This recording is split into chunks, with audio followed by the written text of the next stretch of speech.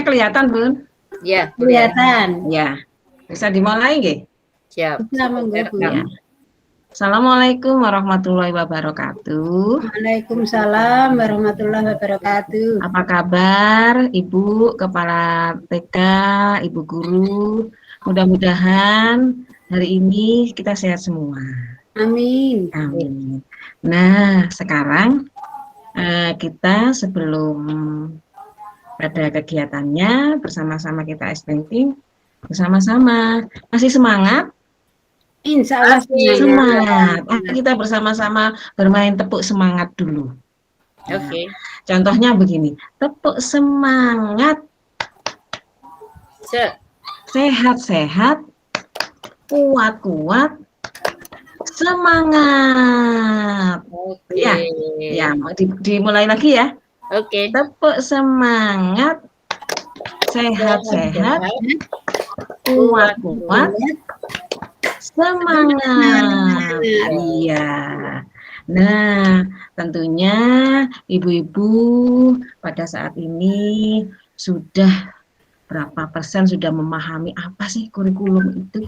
Nah, kurikulum satuan pendidikan. Nah, sebelumnya saya mau ingin tanya dulu.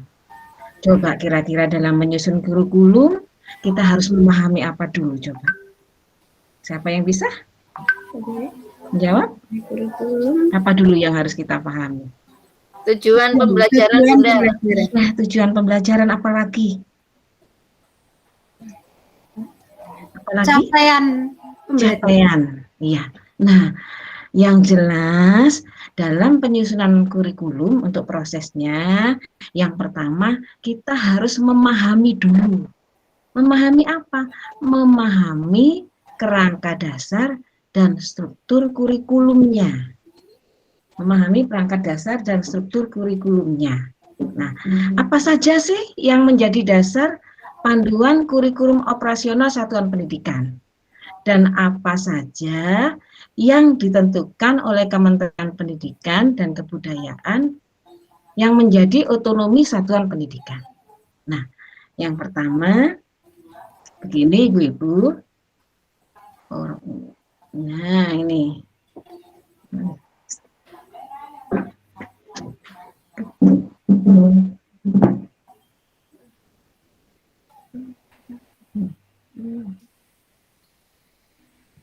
Nah, tentunya dalam proses penyusunan kurikulum, kita terlebih dahulu harus memahami kerangka dasar dan struktur kurikulum. Nah, di sini memahaminya apa saja. Nah, kerangka dasar kurikulum yang ditetapkan oleh pemerintah pusat dengan mengacu pada tujuan pendidikan nasional dan standar nasional pendidikan.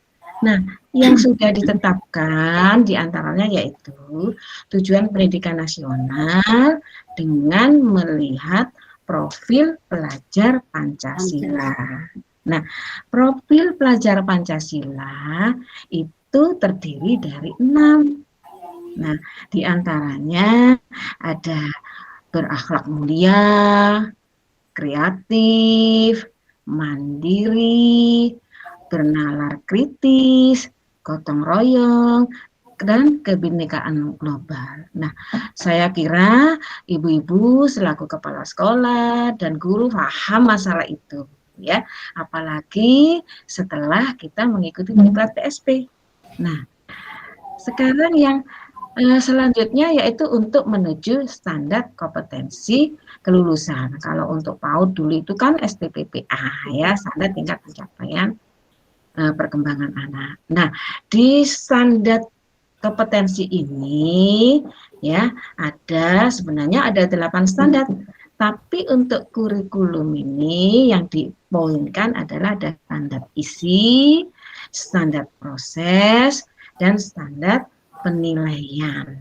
Nah, isi itu kurikulumnya, teori-teorinya bagaimana, dokumen 1, standar prosesnya bagaimana di pembelajarannya, dan standar penilaian itu adalah asesmennya. Gitu.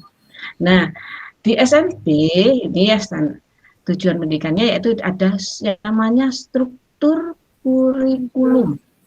Nah, ada capaian pembelajaran, ada prinsip pembelajaran dan asesmen pembelajaran. Nah, selanjutnya contoh perangkat ajar, yaitu di sini ada buku teks pelajaran, bahan ajar, modul ajar, proyek profil pelajar Pancasila. Nah, itu contoh dari kurikulum satuan pendidikan. Nah, bagaimana satuan pendidikan mengembangkan kurikulum operasionalnya? Harus berdasarkan kerangka dan struktur kurikulum sesuai dengan karakteristik pendidikan. Ini sifatnya fleksibel atau dinamis. Yang selanjutnya untuk capaiannya kita juga harus melihat visi satuan pendidikan. Dua adalah konteks dan kebijakan lokal. Jadi kebijakan lokal itu adalah kebijakan dari satuan pendidikan, dari dinas pendidikan setempat, dari pemerintah setempat seperti itu. Nah, kurikulum operasional di satuan pendidikan terdapat ada perangkat ajar juga yang dikembangkan secara mandiri. Selanjutnya, memahami kerangka dasar dan struktur kurikulum. Ya, jadi kerangka berisi tujuan yang hendak dicapai dalam konteks luas dan jangka panjang. Ya, jadi kerangkanya itu tidak dalam satu tahun, tetapi bisa jangka panjang, jadi melewati jangka menengah. Nah, diharapkan kerangka dasar ini menjadi kompas dalam menunjukkan arah pendidikan Indonesia. Berikut sekilas penjelasan akan saya sampaikan. Apa sih tujuan pendidikan nasional kita? Profil pelajar Pancasila itu yang seperti apa? Begitu. Nah, tujuan pendidikan nasional, ya kita harus memahami dulu kerangka dasarnya. Tujuan pendidikan nasional itu menjadi rujukan dalam penyelenggaraan. Ya, penyelenggaraan pendidikan, tujuan pendidikan nasional itu sudah diterjemahkan dalam profil pelajar Pancasila. Profil pelajar Pancasila itu tadi yang terdiri dari 6. Tentunya Pak, Ibu-ibu sudah paham semua ini. Antara lain yang saya sebutkan tadi, ada apa saja? Ada berakhlak mulia, ada apa lagi ya? Ya, kreatif, diri, bernalar kritis, keroyan, dan kebinekaan global. Saya kira itu pantas sekali itu untuk anak PAUD, terutama anak TK ya. Anak TK itu kita harapkan untuk mandiri, bernalar kritis dengan pembelajaran yang saintifik begitu.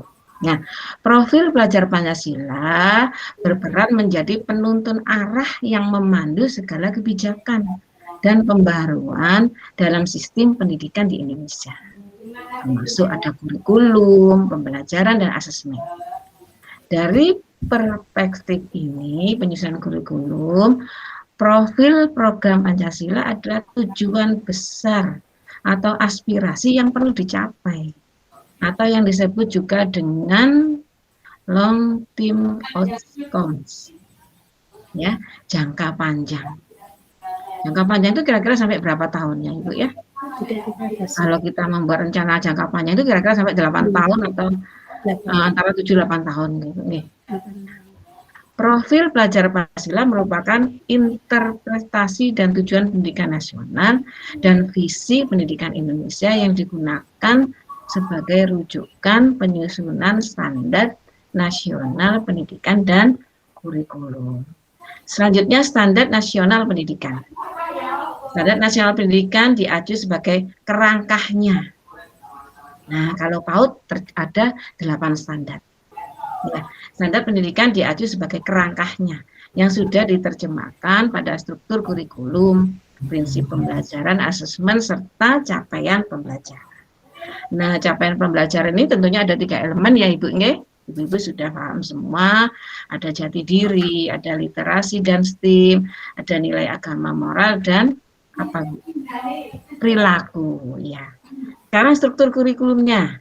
Struktur kurikulum yang ditetapkan oleh pemerintah menjadi acuan lembaga untuk mengembangkan kurikulumnya menuju tercapainya profil pelajar Pancasila dan dapat ditambahkan juga dengan kekhasan satuan PAUD itu. Ada kekhasannya di daerahnya. Tetapi harus sesuai dengan visi misi dan tujuan lembaga. Struktur kurikulum ini berisi kegiatan ekstrakurikuler, termasuk pembelajaran berbasis proyek untuk penguatan profil pelajar Pancasila. Nah, selanjutnya prinsip pembelajaran dan asesmen. Prinsip pembelajaran dan asesmen menjadi rujukan dalam menyelenggarakan pembelajaran dan asesmen di lembaga PAUD. Ya, asesmen itu apa sih? Asesmen itu tentunya di lembaga PAUD, ibu-ibu sudah menerima ilmu tentang asesmen, bagaimana instrumen penilaiannya, bagaimana cara kita menilainya.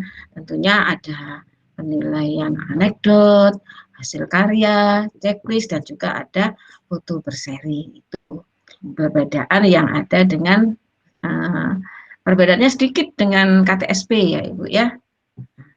Terus capaian pembelajarannya merupakan kompetensi yang harus dicapai pada peserta didik sesuai dengan fasenya. Ya, itu. Usai memahami kerangka dasar dan struktur kurikulum, tentunya ibu-ibu sebagai kepala sekolah, sebagai guru, itu sudah modal utama dalam penyusunan kurikulum. Jadi sebelum menyusun kurikulum, kita harus memahami betul kerangka dan struktur dasar kurikulum. Itu Ibu yang bisa kami sampaikan, mudah-mudahan Ibu memahami. Nah, selanjutnya kira-kira yang bisa kami sampaikan, kira-kira ibu-ibu bisa nggak menjawab pertanyaan dari kami ya, dari apa yang kami sampaikan. Kerangka kurikulum itu kira-kira apa saja? Tujuan kerangka kurikulum itu terdiri dari Coba apa saja Ibu? yang bacakan. Ya, dasar, struktur, iya. Ya, nah jadi struktur kurikulum, ya. terus Nah, harus tujuan pembelajarannya harus melihat dengan profil pelajar Pancasila yang terdiri dari 6 karakter. Iya.